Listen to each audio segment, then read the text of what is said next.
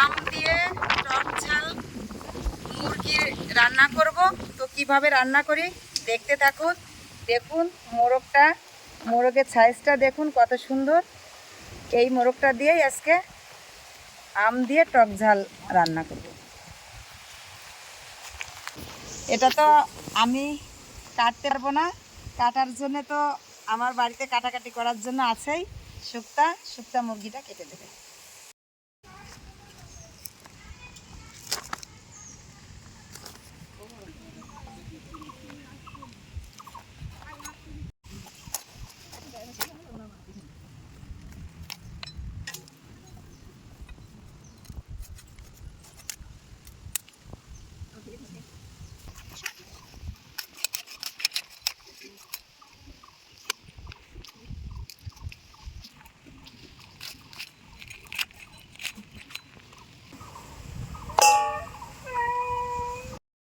এই দেখুন, এই আমটাই আমি কেটে নিচ্ছি। এই দেখুন, একদম কাঁচা আম না হলে কিন্তু এই রান্নাটা ভালো হবে না। কাঁচা আম দিয়ে এই রান্নাটা করতে হবে।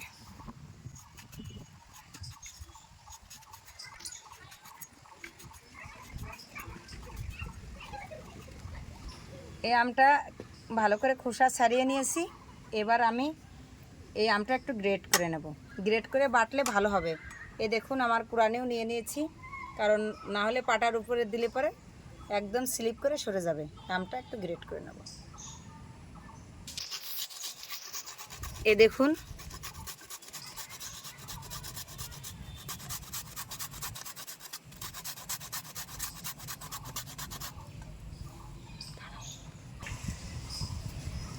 আমার আমটা গ্রেট করা হয়ে গেছে। আমার ক্যামেরাম্যান বলছে এটা বাটা লাগবে না, মশলার মধ্যে দিয়ে কষাতে কষাতে এমনিই বাটা হয়ে যাবে। তো এই গ্রেট করা আমটাই আমি মশলার সঙ্গে মিশিয়ে নিচ্ছি। মুরগির মাংস কেটে ধুয়ে নিয়ে চলে আসছি।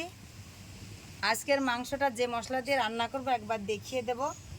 রসুন বাটা, পেঁয়াজ কুচি, লঙ্কা গুঁড়ো, হলুদ গুঁড়ো, ধনিয়া গুঁড়ো, লবণ, আদা বাটা, জিরে বাটা, আমটা আমি গ্রেট করে নিয়েছি, পেঁয়াজ দিয়ে দিচ্ছি তেল, সাদা তেল দিয়ে দেব।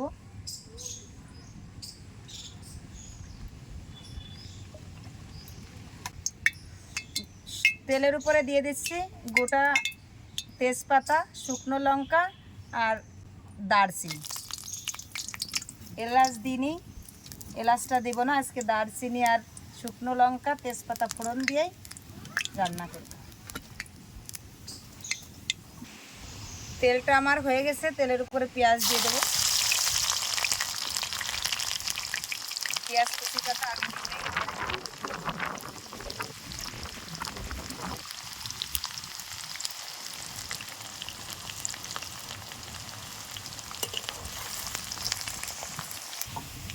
এ দেখুন, আমার পেঁয়াজটা ভাজা হয়ে গেছে।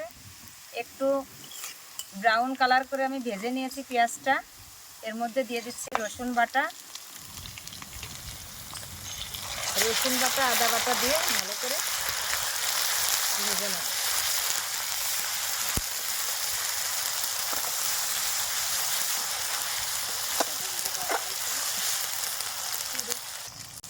ধনিয়া গুঁড়ো, সব মশলাগুলোই দেবো, শুধু লঙ্কা গুঁড়ো হলুদ গুঁড়ো দেবো না। আম বাটাটাও সবার পরে দেবো। এই মশলার মধ্যে দিয়ে দেবো আমি একটু জল, মশলাটা কষানোর জন্য।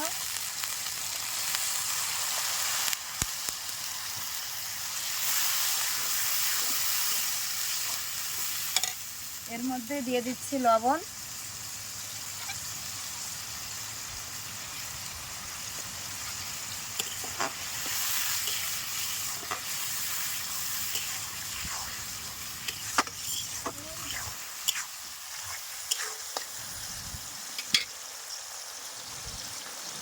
মশলাটা কষা হয়ে গেছে। মাংসটা দিয়ে দিচ্ছি মশলার মধ্যে। দেশি মুরগি বলে কথা, মুরগি না মোরগ আজকে। হলুদ আর লঙ্কা গুঁড়ো দেবো অনেক পরে। হলুদ লঙ্কা গুঁড়ো না দিলে মাংসটা ভালো কষা হয়ে যাবে, অনেক তাড়াতাড়ি গলেও যাবে। দেশি মোরগ তো একটু দেরি হবে।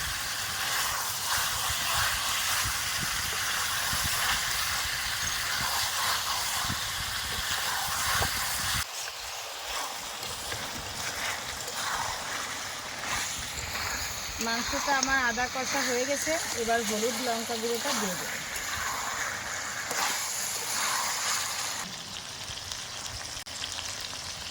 হলুদ গুঁড়ো দিয়ে দিচ্ছি, লঙ্কা গুঁড়ো, আম বাটাও একই সঙ্গে দিয়ে দিচ্ছি। আম বাটা কিন্তু আগেই দিইনি, মাংসটা আধা গলা হয়ে গেলে তারপরে দিয়ে দিচ্ছি।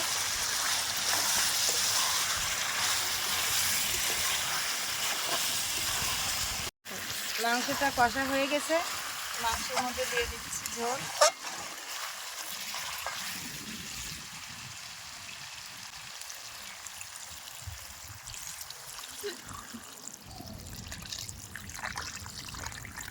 ঝোল দেওয়া হয়ে গেছে, এবার মাংসটা ঢাকা দিয়ে দেব।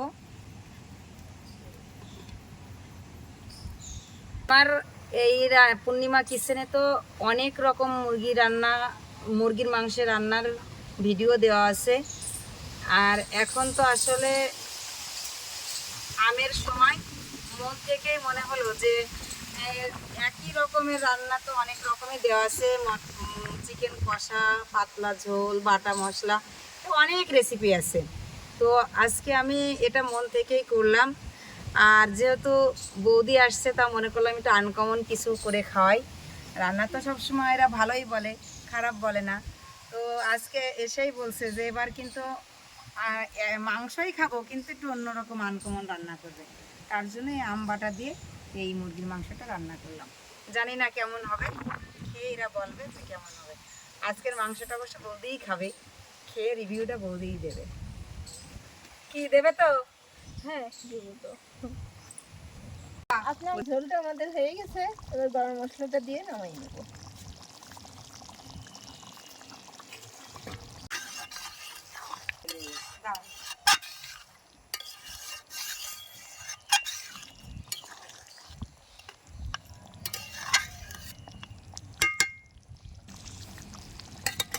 এবার নামিয়ে দিচ্ছে বৌদি।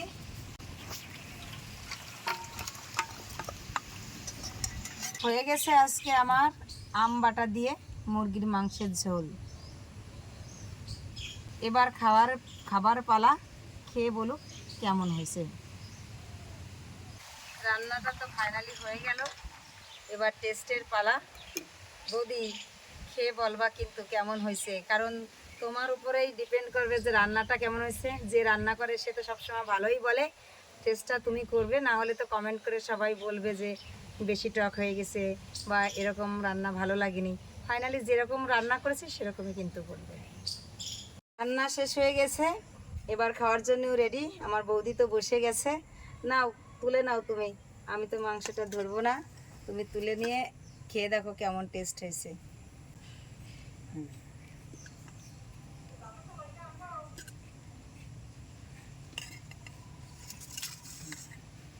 দেখি মাংসটা খেয়ে কেমন হয়েছে। বাসায় আমু তো এর আগে রান্না করেছিলাম, কিন্তু আবার দিদির হাতে রান্না খেয়ে দেখি কেমন হয়েছে।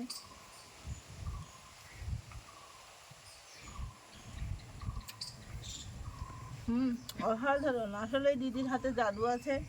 আমি কতবারই ট্রাই করেছি, এভাবে রান্না করতে পারি নাই। দিদির হাতে আসলেই জাদু আছে, চমৎকার রান্না হয়েছে। আমার খেয়ে খুব তৃপ্তি পাচ্ছি, দিদির হাতে রান্নাটা খেয়ে খুব তৃপ্তি পাচ্ছি।